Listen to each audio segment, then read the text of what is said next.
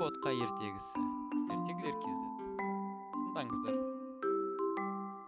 Баяғыда бір кішкентай қыз болыпты. Оның жалғыз шешесі бар екен. Шешесі екеуінің тұрмыстары нашар болады.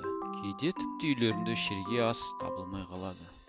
Бірде қыз орманда серуендеп жүрсе, ол сонда қарт әжейді жолықтырады.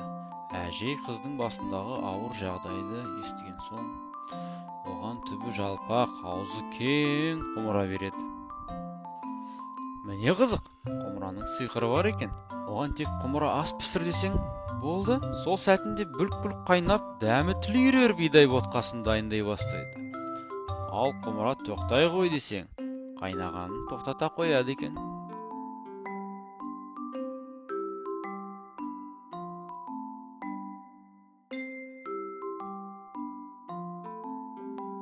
Қыз қуанып, сиқырлы құмыраны үйіне алып келеді.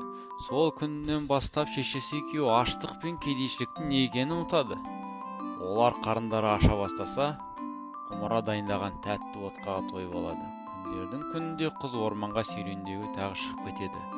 Шешесі оны әрі-бері күтеді. Қызы кешіккен соң, ботқа жегісі келіп айтады: "Құмыра, ас пісірші." Құмыра болса бүлкілдеп қайнап, бидай ботқасын пісіре бастайды. Әйел оны мақтай-мақтайып дәміне тамсана отырып әбден жейді.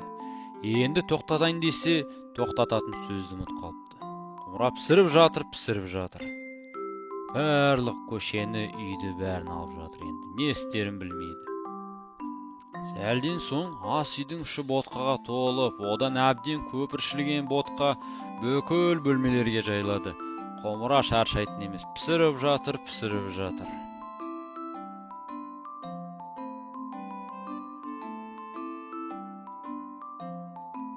Бір уақытта ботқа ең соңғы үйге жеткен кезде қызды егу келеді.